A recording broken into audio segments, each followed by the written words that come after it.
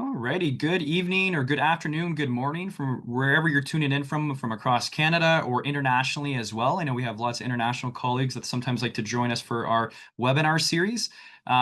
You'll see a Toronto Blue Jays logo on your screen here. That isn't a problem. I'll talk to you in just a second about why we have that on screen. But first, I'm just going to do a couple little introductions and housekeeping. I see people are already posting in the chat here, but first things first, click on that chat button in your Zoom toolbar and let us know where you're tuning in from, or maybe where you're working, what your job position is. Are you an NSWAC? Are you a skin wellness associate nurse? Are you a nurse practitioner? Who are you? We want to see where you're coming from. My name's Troy, and I'm the Director of Operations for Nurses Specialized in Wound Ostomy and Continence Canada. I'm so happy to have you again for another edition of our continuing education webinar series. This is actually our third webinar in our Advanced Wound Strategies in Lower Limb Care series in partnership with Perfuse Medtec, geko, and of course as well our Canadian Home Care Association as well. Today's presentation is going to be on interventions for lower limb preservation, and we have a fantastic guest speaker with us again today. You might recognize him from last week's webinar. For those who were there yesterday, we welcome you back. For those who haven't attended one of our webinars before, just a reminder that it is being recorded today, same as the other ones. So if you haven't seen those past webinars, you're welcome to go take a look at those on demand on our website at nswoc.ca. You can also register for the upcoming ones in our series too. So why do we have the Toronto Blue Jays logo on here? That's because for everyone who may or may not already know, it's Game 7 of the ALCS and the MLB playoffs right now, and the Toronto Blue Jays are playing in that. And really cool fact or trivia fact about the geko product, which may be mentioned today, is it has a sister product called Firefly, and over 1,000 teams rely upon Firefly for muscle recovery. So while we're going to be talking about some of the tools today in a vascular sense and how it applies to medical professionals in our patient care, it's a really cool thing to note here that over 1,000 professional teams are also using it. So I'm going to stop sharing that. I'll invite Dr. Stacey here to share your slides while I do a quick little introduction.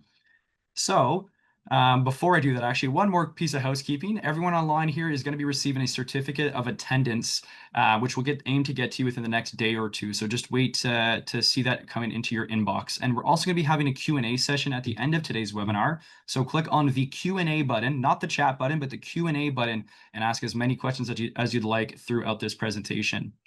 So, Dr. Stacey, again, we're honored to have him once again. Dr. Stacey is a vascular surgeon at Hamilton Health Sciences and professor in the Department of Surgery at McMaster University. He also works as a consultant to biomedical companies, and he undertook his medical and surgical training in Australia. He spent 2 years at St. Thomas Hospital in London, UK, where he undertook research for his Doctor of Surgery, PhD equivalent, and then he came to Canada from Australia in 2014 as the Surgeon-in-Chief at Hamilton Health Sciences and was the Chief Medical Executive and Executive Vice President Academic at Hamilton Health Sciences until mid-2023. As well as more than 30 years of practice in vascular surgery, Dr. Stacey has established active research programs in wound healing in both Australia and in Canada. He was the first president of Australian Wound Management Association, which is now called Wounds Australia, and the founding chair of the World Union of Healing Societies. He had previously established a venous leg ulcer clinic and diabetic foot clinic in Perth, Australia, and has established a wound clinic here based in Hamilton, Ontario. Thank you again for Perfuse Medtec and geko for their partnership for today, and I'll pass over the slides and the mic to you, Dr. Stacey. Thanks so much for being with us again. Yeah, thanks, Troy, and welcome everyone to join today. And I'm sure you'll all be keen to go watch the Blue Jays a little bit later on this evening, so we'll make sure we don't keep you away from that. So today I'm talking about interventions for lower limb preservation. Oops, there we go. Just some, Troy, can just check you can see that okay? So the slide's advancing all right? Yeah, that looks great. Yep. So just conflicts of interest, just put them up there so you're aware. A few companies that I'm doing some work with. I also work with Woundpedia as a board member. I've worked with a few other companies in the past as well. So just some learning objectives. And overall today, what we really want to do is just to identify the diagnostic features that really direct the treatment for diabetic foot ulcers and peripheral arterial diseases. We'll be primarily focusing on those leg wounds today. Also gain a knowledge of the treatment options for lower limb preservation, specifically as it relates to those two types of wounds. And then understand the role of the new treatment of improving microcirculation with the muscle pump activator, or as you well know, the geko device. So firstly, what is lower limb preservation? Well, basically, it's really a series of medical strategies that we have to try and prevent amputation and to retain patient mobility and independence by treating problems with leg ulcers and their complications, and specifically dealing with peripheral artery disease. In addition to dealing with those leg ulcers, it also does cover trauma, but we won't be touching on that today. It is an interdisciplinary approach that focuses on the early detection and accurate diagnosis, so you know the type of wound you're dealing with. A big part of our management is risk factor modification for, in particular, diabetes and vascular disease. Wound care is obviously also a big part of what we do. And then vascular reconstruction and treatment to try and increase the microcirculation are other key elements to the approach to lower limb preservation. So if we start off, with what types of lower limb ulceration are we thinking about? This is just an abbreviated list of the different causes of lower limb ulceration. The ones we'll be focusing on today are primarily arterial leg ulcers and diabetic foot ulcers. I spoke last week about venous leg ulcers. It's very rare that we end up doing an amputation for a venous leg ulcer, but much more commonly we do them for patients who have arterial disease and or diabetes, or a combination of both of those. As I said before, there's lots of other causes of leg ulcers, but we won't be going into those specifically today. One of the things that again is important to understand, even though there are different underlying etiologies for these different types of wounds, they do all end up with a common problem of impaired microcirculation in the skin and the underlying tissues. So in arterial ulcers, it's fairly clear that that's due to problems with either the small or large vessels. In patients with diabetes, it may be a problem in their arteries, but it's also a problem with the pressure when they're standing, compressing the vessels. And because they're unable to feel that, they don't make those micro adjustments that we normally do when we're standing or putting weight on our feet that really prevent that continued pressure and continued compression of the blood vessels. So that's really how that arrives at that in diabetic foot ulcers. With venous leg ulcers, although we're not touching on them to any large extent today, but basically the problem is one of increased ambulatory venous hypertension, which alters the capillary beds and also results in impaired microcirculation. We have a lot of evidence for this, and this has been collected over many years, in fact, several decades, looking at transcutaneous oxygen monitors and also using laser Doppler assessment of the microcirculation. We know that in all of these three types of chronic wounds, the microcirculation and tissue oxygenation is reduced. This also leads to another sort of common pathway, and that's the pathway of impaired healing. So whether it's, any one of those types of wounds, what is common is they all have an increased inflammatory state, which leads to elevated levels of inflammatory cytokines, increase in inflammatory cells in the wounds. And they also all have this state of chronic inflammation where there is continued tissue damage from the underlying problem if it's not properly addressed, and an ongoing attempt at repair. So diagnosis of the cause of leg ulceration is key when we're starting to work out or to determine what's the treatment we should be looking for in preserving limbs in these patients. And the reason is that that underlying cause does require slightly different treatments for those individuals. And the way we determine that underlying cause is by a combination of history and examination.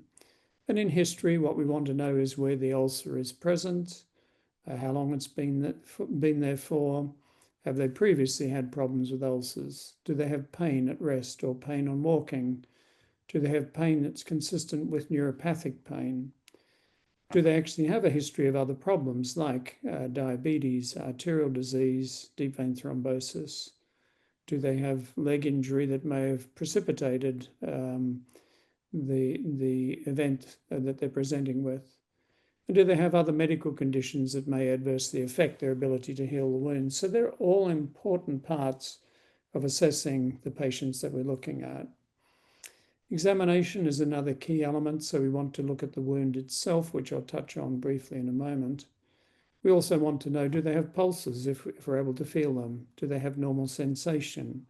And here we might, particularly if we're worried about diabetes, we might use a monofilament test to determine if their sensation is altered. Although generally in people who do come with open ulcers, often fairly coarse or crude tests can establish that they do have altered sensation. Do they have presence of veins? Do they have foot deformity? Do they have a fixed ankle? So all things that are important. And if you look at this particular image, those contractures that you see there in the toes are telling you this patient has some form of neuropathy that's led to contraction of the small muscles in the foot. And so even though you've not actually tested for neuropathy, there's a clue looking at this foot on your examination. When we look at the ulcer itself, we want to know what's going on in the surrounding skin. So are there trophic changes that might tell you they've got a problem with impaired artery supply? Is there lipodermatosclerosis, which might tell you that there's a problem with venous disease? Do they have vasculitis appearances, which may give you features of small vessel disease? We want to look at the ulcer edge. Is it elevated, which might suggest a tumour? Is it punched out, which might suggest things like diabetic foot ulcers? Is it undermined, which might suggest shearing pressures? Is there a gradual slope that might be more consistent with a venous ulcer? Is the base granulating? Is it soft, sluffy? Is there evidence of necrotic tissue, which may also indicate that you have some ischemia? So with diabetic foot ulcers, where we look specifically for these are on the feet and the toes. This is where they primarily occur. And they occur really from multiple factors. Not all patients have all of these factors when they present to you. Many patients early on will only have neuropathy, but some may at that time or later go on to develop arterial disease, which might be small or large vessel disease. And many, because of their diabetes, do have a reduced immune response, which actually delays their ability or impairs their ability to heal the wounds. As I mentioned, the many complications of diabetes, they can affect the small vessels, they can result in neuropathy, they can affect their eyes, so they can't see so well. They can affect their kidneys, which also impedes their ability to heal wounds. They may have other significant arterial disease, coronary heart disease, carotid disease, and possibly stroke, and then obviously peripheral vascular disease. Just an example of neuropathy, if you look at these pictures here, the top left one shows us a little bit of callus, which is really telling us in a diabetic patient they have some neuropathy. This is very early stage, but oftentimes they can go on and develop through the underneath that callus damage to the skin. If it then gets infected, then they can end up with a significant ulcer. The sensory problem is usually glove and stocking, which means it's all around the foot and may extend up the leg, up to the knee and even beyond. This one in the middle here is showing you a patient of mine from Australia who came into the clinic wearing flip-flops on their feet, clearly had been out, not looking after their feet particularly well, and they had no idea they had this stuck in the sole of their foot. This is the cap off a bottle of Emu Bitter beer. So they'd trodden on this, couldn't feel it, were walking around with this, putting pressure in their foot. This is the slide I showed you earlier of contracture. That's an indication that you've got some neuropathy affecting the small muscles, resulting in contractures. This one here is a patient with a Charcot's deformity in the foot, which comes from the neuropathy. You see on this patient some dry skin, which is an indication of autonomic neuropathy, loss of function in the sebaceous glands and the sweat glands. And this patient here came in, they couldn't feel anything. They only knew they had a problem in their foot when they could smell it, because their vision was poor from the retinopathy. They couldn't even see there was a problem. So these patients have multiple levels of problems. As I mentioned before, the real key is the location. It's on the foot. They sometimes can be associated with other disease if they're further up the leg, particularly in combination with venous disease. They're particularly present at pressure points, particularly around calluses or over those clawed toes. They can be on the pad of the toe or the top of an IP joint.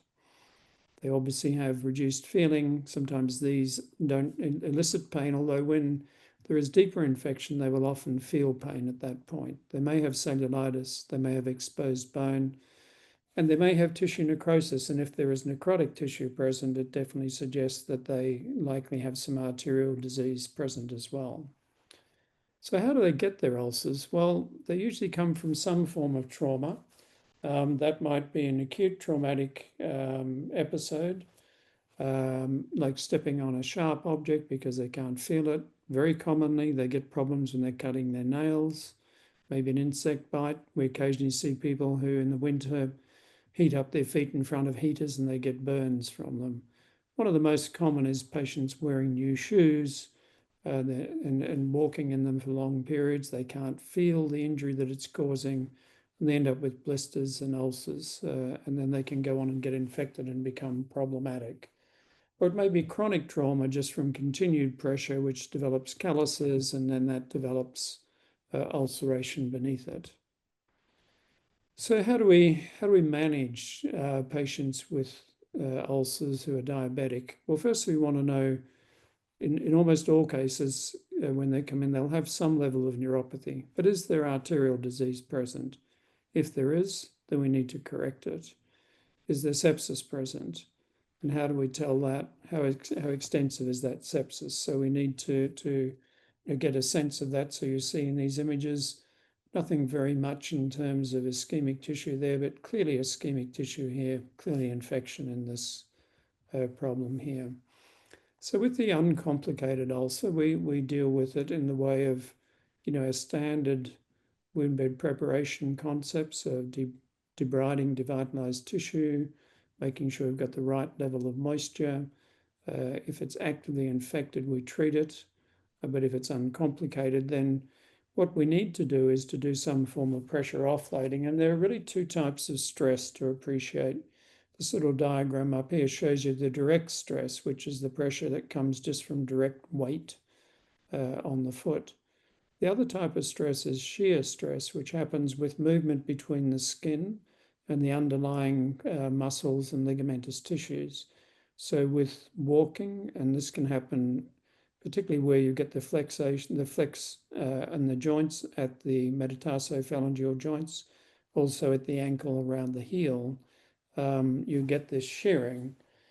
If the problem is just direct pressure, then what we do here is we simply have some form of orthotic, often with a Darko shoe, often with some form of insole that takes the pressure off that area, and it can be something like this where you remove part of that to reduce the pressure.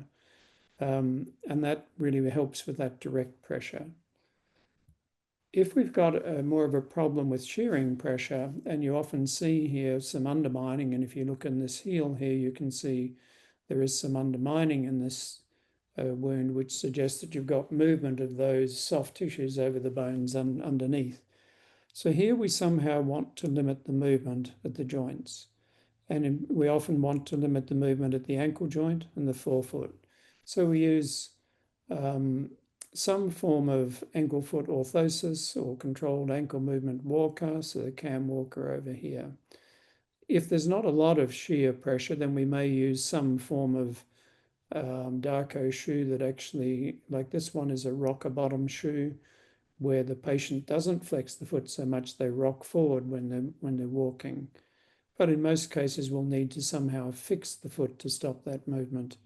If patients have a Charcot deformity, we want something even more restraining, which is this crow boot or Charcot restrained orthotic walker, which fixes like a detachable splint around the lower leg to immobilize that foot to prevent any further damage while that Charcot stabilizes.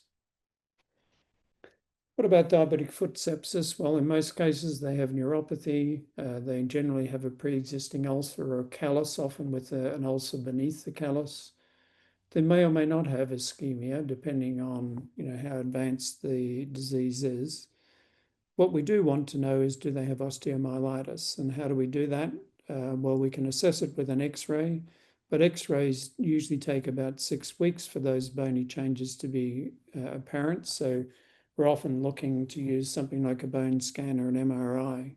Got to be very cautious of diabetic foot infection because sometimes these infections can be very rapid.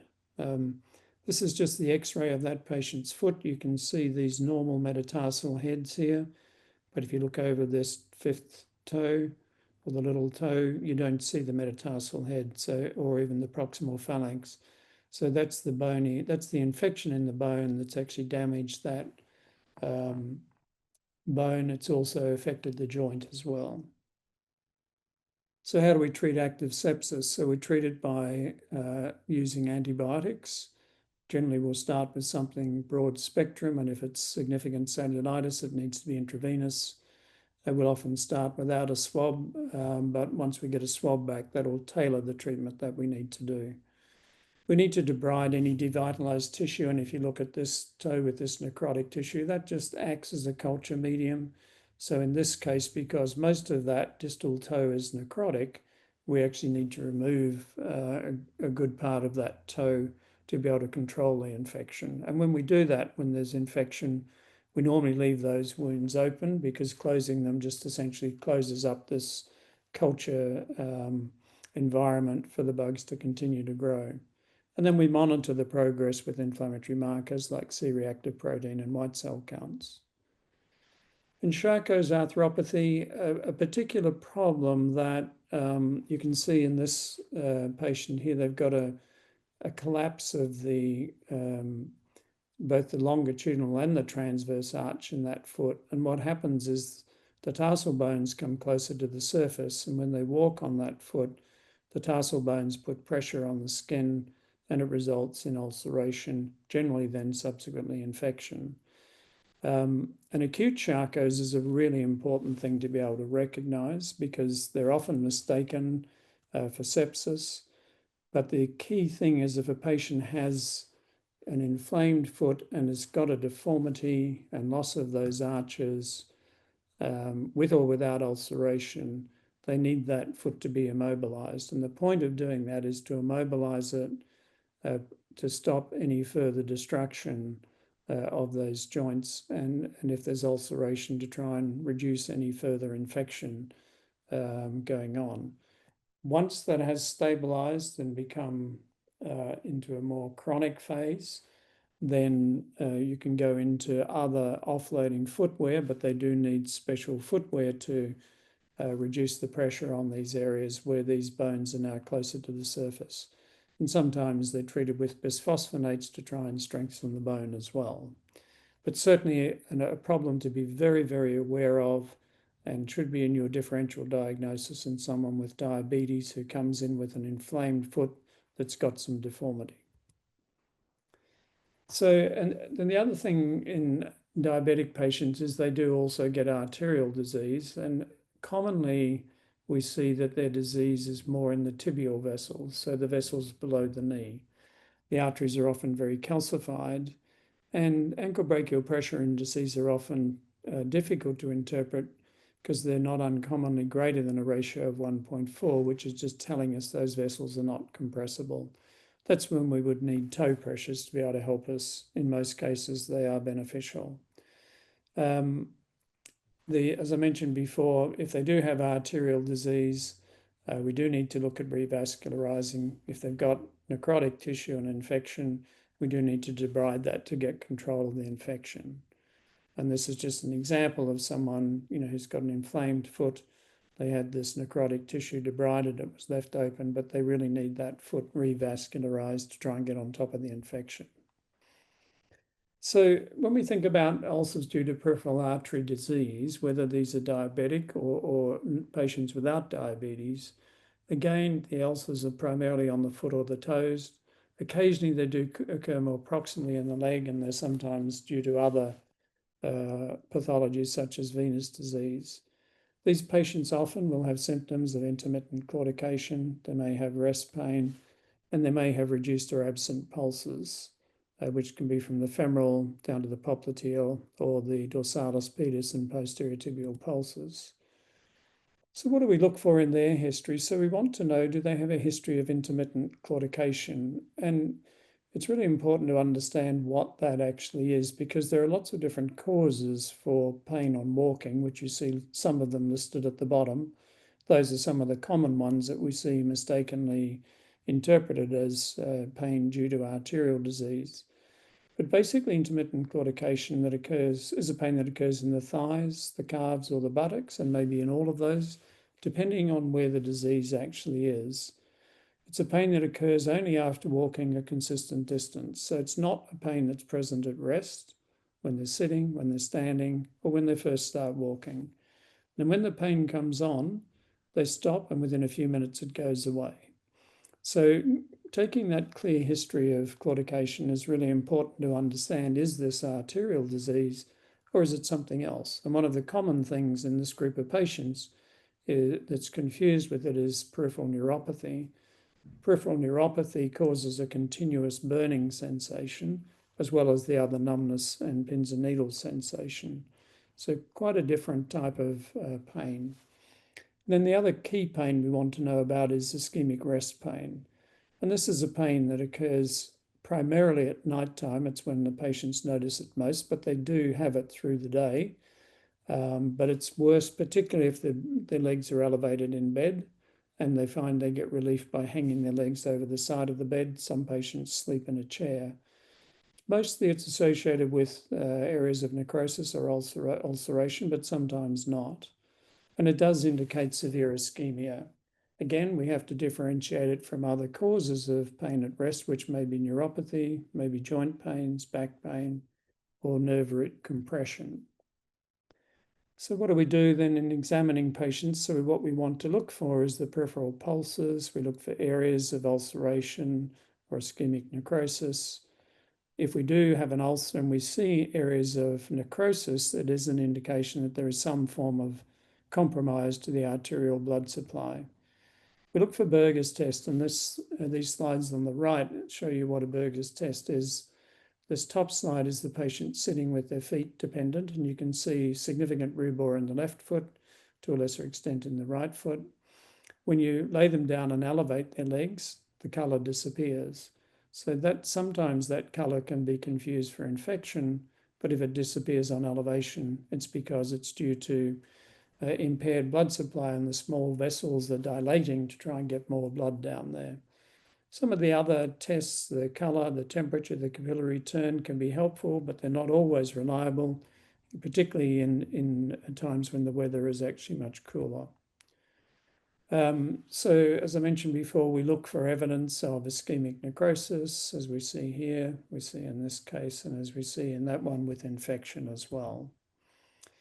How do we assess the severity of peripheral artery disease? Well, we base it primarily on the signs and the symptoms. So as I mentioned, the history of ischemic rest pain, the presence of tissue necrosis or ulceration. It's not based on the imaging. So the imaging may tell us there's some disease, but patients with the same types of disease can have different levels of symptoms and signs. And in part, that's because they have different propensity to develop collaterals and get good blood supply down into the feet and the legs. So with the same disease, patients may be, some patients are asymptomatic, others have intermittent claudication, some have rest pain and tissue loss, and obviously have more significant disease that warrants intervention. So what do we do for these patients? Well, there are two goals we have in treating patients. One is to prevent systemic complications. And this one is, the key here is smoking cessation. And we don't see this image very much, but that's tobacco staining or smoke staining in the fingers of someone who's been smoking for something like 80 pack years. We still see it occasionally, but regardless, even if they've been smoking for most of their life, there is still benefit in stopping them smoking. That helps primarily to prevent systemic complications, but also to help their legs. The systemic complications I'm talking about are heart disease, stroke, kidney disease. So controlling their weight, controlling their blood pressure, controlling their lipids helps with all of those things, as do things like aspirin, just the 81 milligrams once a day, and going on to ACE inhibitors. For patients the other part of the treatment is to improve their leg symptoms. So once again, smoking cessation is very effective at that. Weight loss doesn't help that much with their leg problems, but exercise is also very important. And if patients can stop smoking and exercise, often the intermittent claudication they have will improve quite significantly. There are some drugs, vasodilators, cilostazol is one that hasn't really had great benefit. And then statins are obviously important, more at helping to prevent other disease. And revascularization, obviously, if that's necessary, that is quite effective. So what are the interventions we have in treating patients with peripheral vascular disease? So angioplasty and stent, bypass, endarterectomy, amputation, which is what we're trying to avoid, so I won't go into the detail of those today. But our go-to approach as vascular surgeons, if at all possible, is to do some form of percutaneous transluminal angioplasty. So this is what our modern day operating suite looks like. So this is a built-in C-arm. So we can do angiograms in the operating room. We can do hybrid procedures, sometimes open procedures in combination with endovascular procedures. And this is an example of a balloon angioplasty. So a balloon is placed in, so wires go down through the stenosis. Then once we get a wire across that, we put a balloon down. And if you look at this superficial femoral artery, you can see these stenoses here. Now, some of these have improved. Some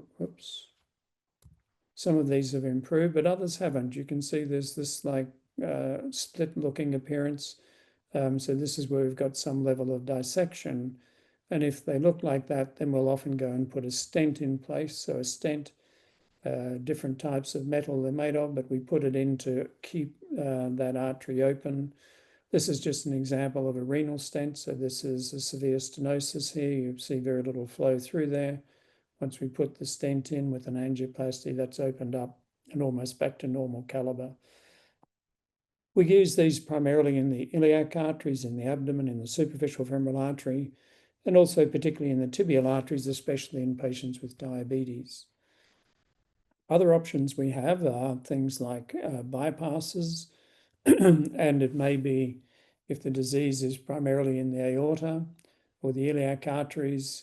Traditionally, we would have done an aortobifemoral bypass for this.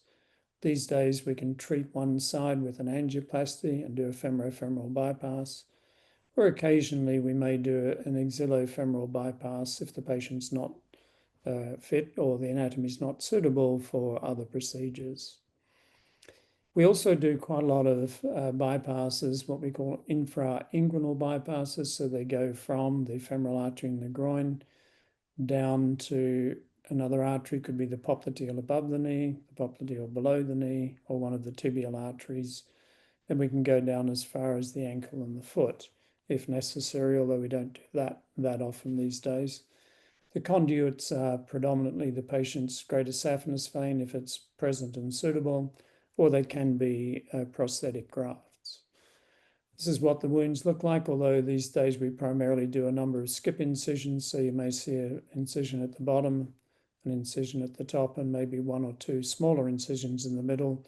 Keeping those skin bridges helps with the healing.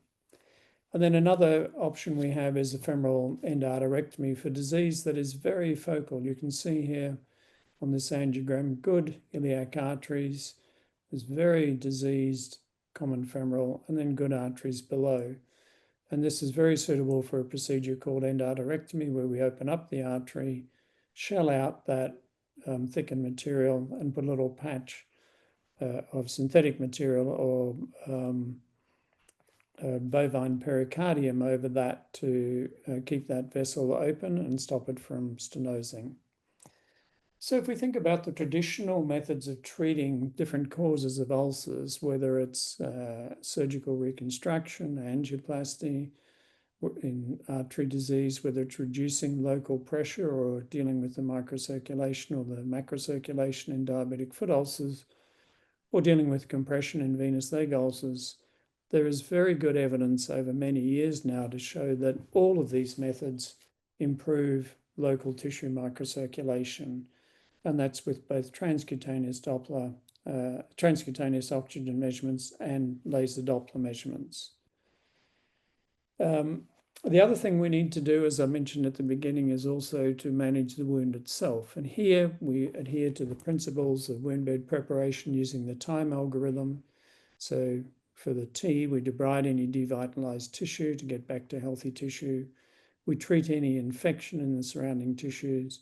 We make sure there's an appropriate level of moisture, not too moist, not too dry, to encourage moist wound healing.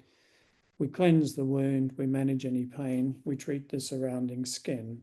So the key elements that you'll all be very familiar with.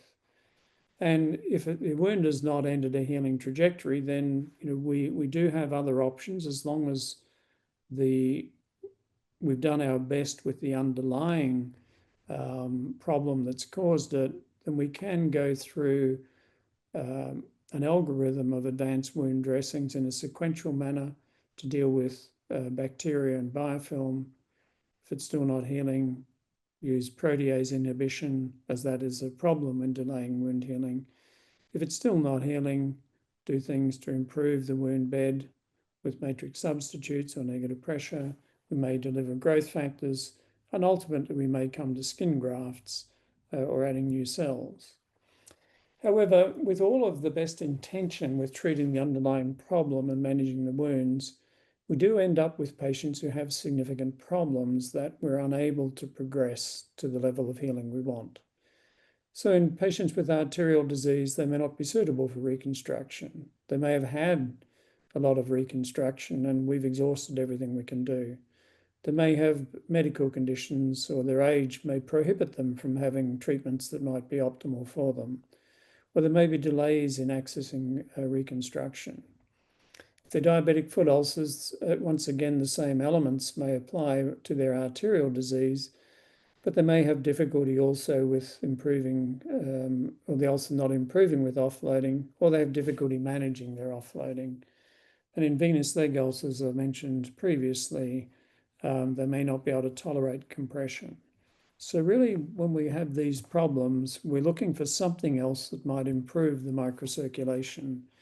And we have that option open to us today. And this is in the form of muscle pump activator or the geko device, which you'll all be familiar with. You can see there in that image on the right, with that activating the muscles in the anterior and lateral compartments of the lower leg, you can see the contraction.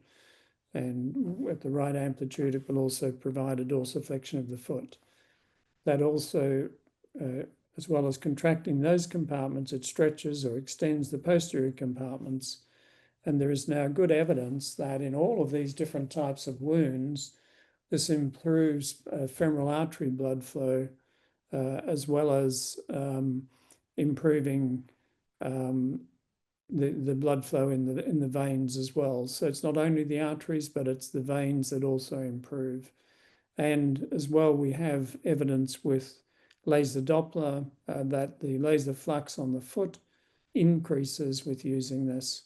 In addition, with the laser spectral contrast imaging, we see improved microcirculation in the wounds. This is true. There's now good evidence for this in diabetic foot ulcers, arterial ulcers, and venous leg ulcers. This is just showing you that geko device applied to a patient with a wound at their ankle. And you can see on the left, that's the normal pulse with the normal heartbeat rhythm. On the right, that's what happens when you have the geko applied. It pulses every 1 second. And you can see that increased microcirculation, not only in the wound itself, but in the tissues around the wound. And there is emerging evidence for this helping patients with the wound themselves. So as well as improvement in the underlying physiology, we're getting more and more data now to show us that in patients with Arterial ulcers, mainly from case studies that their pain reduces, they get increased healing. Diabetic foot ulcers, there are some cohort studies that also show improvement. And in venous leg ulcers, there is a randomized controlled trial and some cohort studies as well. So definitely the evidence is starting to emerge to show us that this treatment is definitely beneficial in patients. And we're talking today specifically about those with arterial disease and diabetes. So when we're looking at strategies in limb preservation, when we've got to the point where they're still not improving, this is definitely an option for us. So it may be patients who have delays in accessing their revascularization, particularly if they're in remote communities. It may be that they have no further revascularization options available to them, or they may not have had any options from the outset. And sometimes it's if they have small vessel disease like vasculitis, in which case this can be beneficial. And in diabetic patients, it may be they have difficulty with offloading, or their wounds are not healing in spite of optimal offloading. And really what we want to do is to try and halt this progression.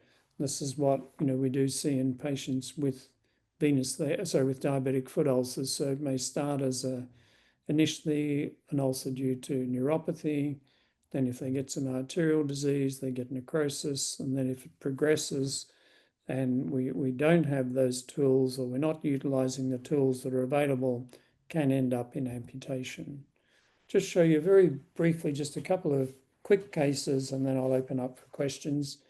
This is a patient, a 91-year-old female with diabetes, developed a blister after wearing new shoes, got some cellulitis, got some osteomyelitis, has a reduced ankle brachial pressure index. She was treated with antibiotics, some antimicrobial dressings, and some foam to absorb that, although you can see this wound is still very macerated in the skin around it. Patient had an offloading boot, but this had not been healing for 9 months. So the patient was started on the geko device, and you can see that suddenly the wound is starting to fill up. You can see the edges starting to improve, and this is almost, in the last photo I've got to show you, almost healed, but this progressed on to heal. When the problems exist, they're not really suitable for revascularization, part because of her age and other medical problems, not really responding well with offloading. But once you can increase the microcirculation with the geko, you can see that this can definitely improve healing. This is another patient, a 74-year-old female, who has peripheral artery disease, has had a previous below-knee amputation on the other leg. The patient had a femoropopliteal bypass graft, which failed. The patient had significant pain and leg edema, and really is facing the potential for another amputation. And so it was ultimately started on the geko device. And you can see with several weeks of use, you can see the wound started to stabilize. There was more granulation tissue forming, and gradually over time, this wound improved, pain reduced significantly, and definitely on its way to being able to heal. So in summary, when we're treating and thinking of patients for limb preservation, as I mentioned before, we're primarily talking about patients with diabetic foot ulcers and peripheral arterial ulcers. The key, as always, is to treat the underlying cause, want to improve the microcirculation, reduce the pressure, revascularize where possible. But if we are unable to get things to improve, or if they're not able to tolerate, or they're not suitable for those other underlying treatments, then we do have muscle pump activator as a good alternative to improving microcirculation. And as you saw in some of those cases, and there is emerging evidence, this can definitely help those patients, when their only option may be ultimately go to amputation. We obviously want to manage any complications, as I mentioned before, infection, Charcot's, and pain. And we use the wound bed management principles. All those are part of our basic care. But we do now have this unique opportunity to use the muscle pump activator device, to try and help these patients from ending up losing their limbs. So with that, Troy, I'll pause and happy to take some questions. Wonderful. Thanks so much for going through all this and some fantastic education here. We've got lots of good questions. One I thought was kind of interesting here. I'm not sure if you've seen this before, but a poster that this person saw at the WCT Congress last year.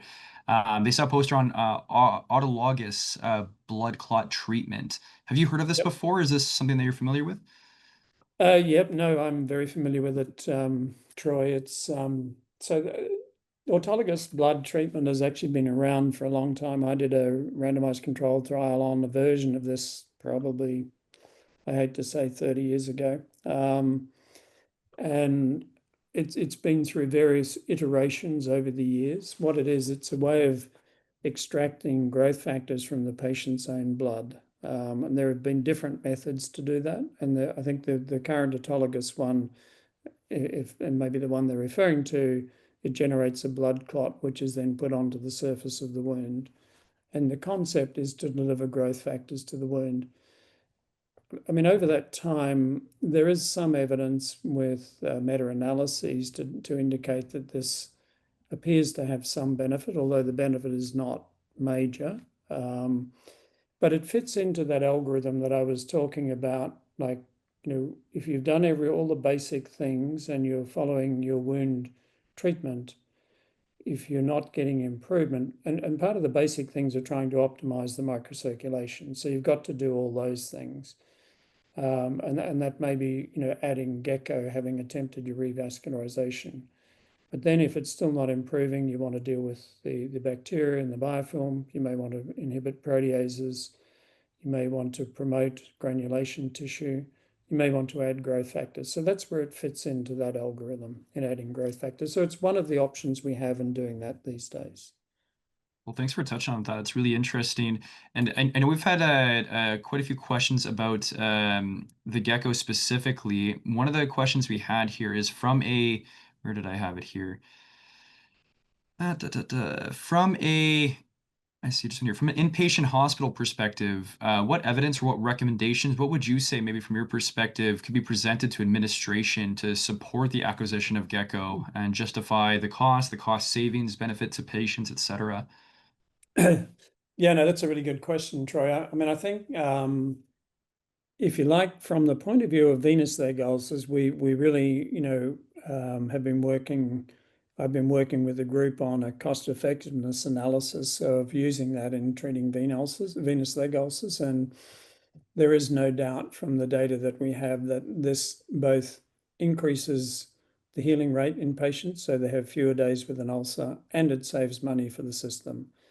I think when you come to arterial and diabetic foot ulcers, I think there aren't a lot of data out there, but there are case studies that demonstrate the benefit to patients. And I think here what you're looking at is two things. One is a benefit to the patient at reducing their pain and discomfort and avoiding amputation. And if you can avoid an amputation, that's a significant cost that you're actually avoiding. So I think, I think the data is still being collected to be able to present that to hospital administrators. But I think when you have few other options, if you can avoid an amputation, then there's a lot to be gained. But Jeff, did you want to comment on that? Yeah, a couple of comments. First is that we've had a couple of cases where we've had the gecko put on to move a patient from acute care to long-term care. That has a big impact on the costs in the system. And so the value of the device is beyond just looking at the price. So the other thing to bear in mind is that when we talk about continuity of care, somebody in a hospital should have a product put on, and then when they move to home care or long-term care, that product should be continued. So I think the argument for the hospital administrator is that we need to start this care so that this patient doesn't end up back in the hospital. Yeah, that's a really good point, Jeff. And maybe I'll just make a quick comment on that, Troy. I mean, I can just comment on a couple of patients that I've treated with this. One is a patient who'd had a femorotibial bypass that occluded. She was waiting to have a new one. She had an area of necrosis on her foot. causing a lot of pain. She otherwise would have gone to the emerge and got admitted. But we put her on the geko device. She had a couple of weeks to wait till she could get her surgery. Her pain reduced from a 7 or 8 out of 10 to about a 2 or 3 out of 10. I've got other patients, who've got to end stage. They've got wounds, and once you get them, can get that microcirculation increase, their pain settles, their wounds start to heal.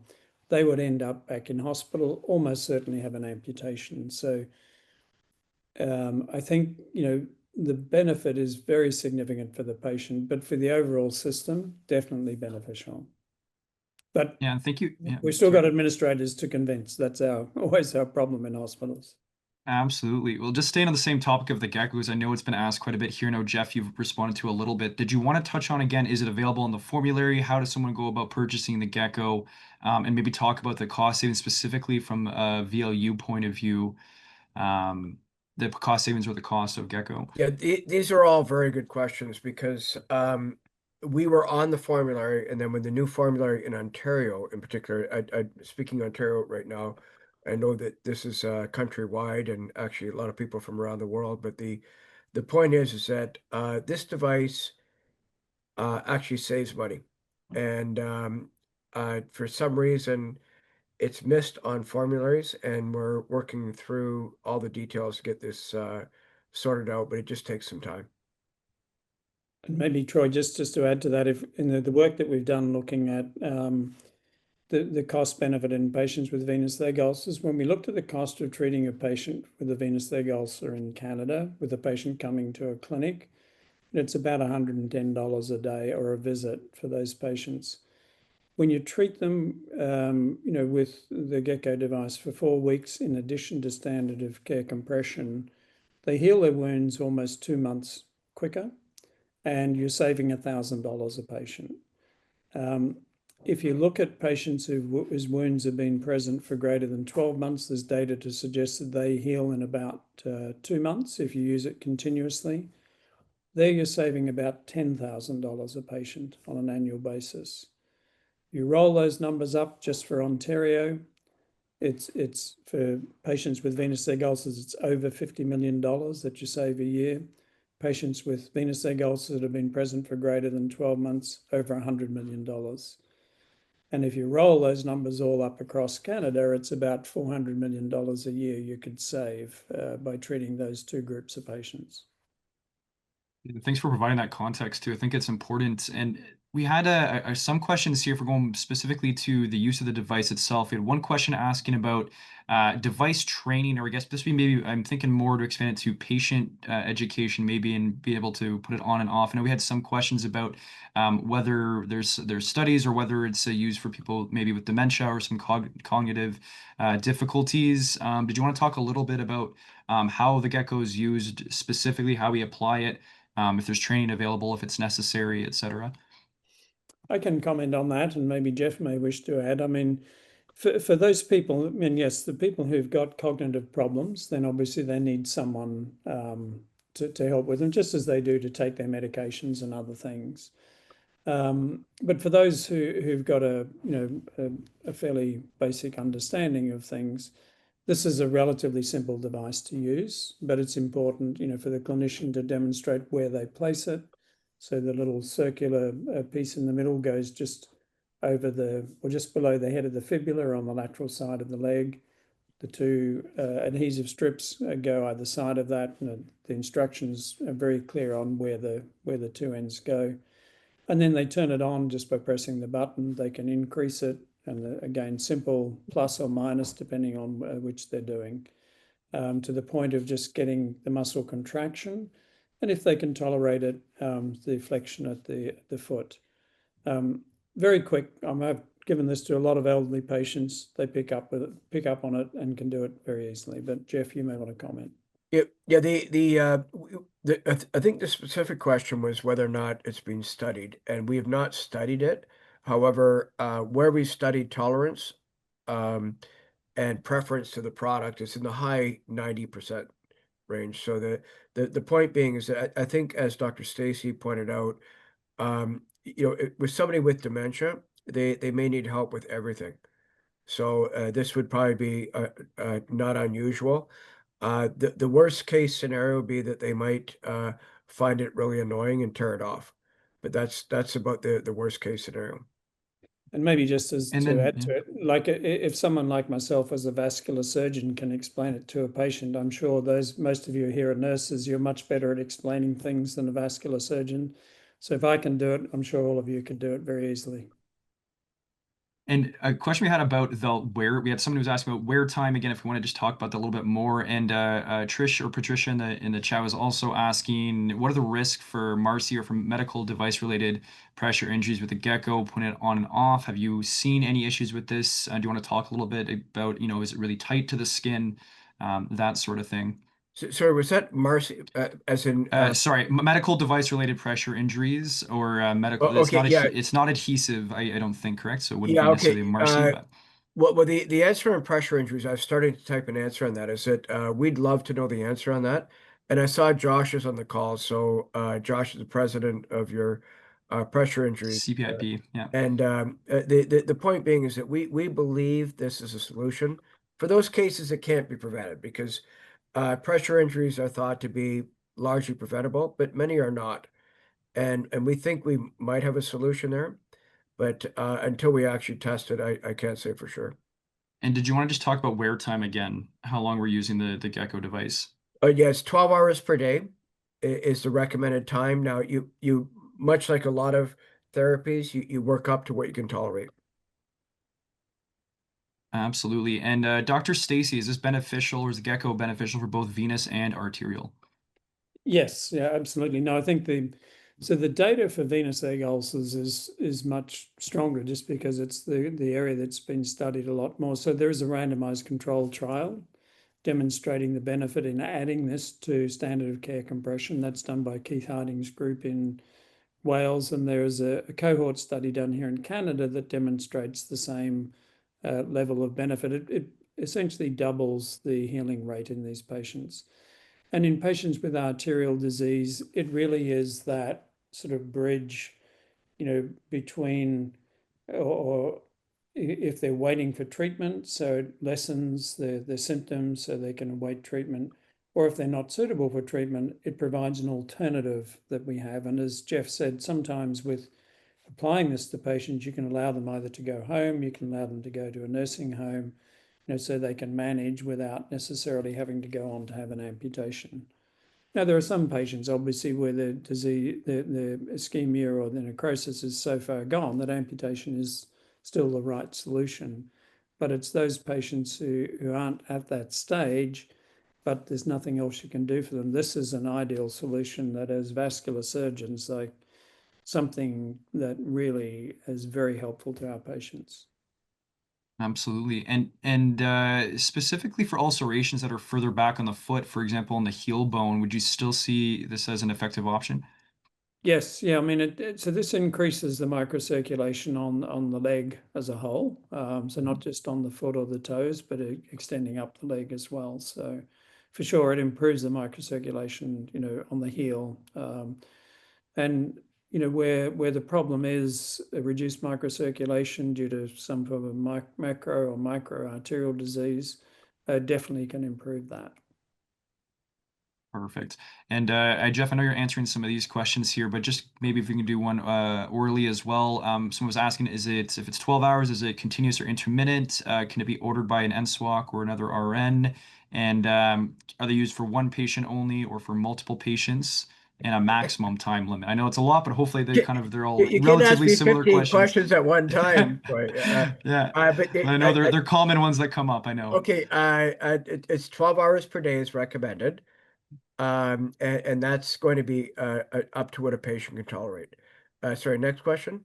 The next one was who can order it? Anybody can order. Yeah. A patient can call up and buy it themselves. You saw like the introduction. It's used by sports teams. It's a completely benign device. The only side effect we've ever observed is a rash right under the device after a period of time. And all these patients have vulnerable skin, or I should say, the ones that are developing a rash. And then the maximum time. I know you said recommended 12. Is there a maximum time? In an ideal world, we'd say 24/7. However, the reason that we moved to 12 is we did a dosimetry study. We did 6 hours versus 12 hours, but we knew that we had a rash problem. So we're trying to mitigate the rash, and 12 hours of therapy was better than 6. So that's the science that's behind it. Is it the right answer? We don't know, but that's the science we have today. Perfect. And then the last one is just about can you use it on only one patient only, correct? You wouldn't be using this on Yeah, multiple yeah. patients. This is yeah. Medical devices you typically don't want to use between patients, but this is meant to be. It's a 2-day fully recyclable device. So each device lasts for 2 days, and a therapy pack is 2 weeks of therapy, 7 devices, and as I said, fully recyclable. And when Dr. Stacey talked about shortening the duration of therapy, you think about all the medical waste that you're getting rid of, and all that's American products. And this is majority owned Canadian technology. Thank you. I know we're getting towards the hour here. I'll try to bring it back as well to our general topic on limb preservation here. We had a question for Dr. Stacey from a limb preservation standpoint. How can limb preservation be more supported, let's say, or what would be a recommendation for our nurses or NSWACs online to support in hospitals where orthopedic surgeons typically opt for below knee amputations instead of performing toe or ray amputations in patients with mild to moderate PAD or diabetes mellitus or end stage renal disease, for example? Yeah, no, that's a very, very good question. I mean, I think it's really a case of education, particularly of the orthopedic surgeons. And I get that, in some areas where a lot of the amputations are done by orthopedic surgeons, they don't really have, that access to the vascular interventions. I think as there is more and more access to ultrasounds, I mean, what, may be a simple approach for an NSWOC or a nurse to say when they see that situation, say, can you please send this patient for an ultrasound of their arteries? Because that can give you an indication that there may be something that's eminently treatable, and that can then trigger a vascular surgeon referral. So I think it's very reasonable to ask for that, because they're now readily available either outside or inside the hospitals. And that's a simple way of understanding the level of artery disease.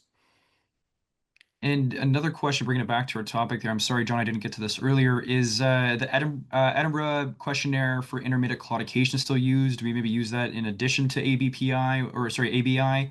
Um, do you know Yeah, of that questionnaire?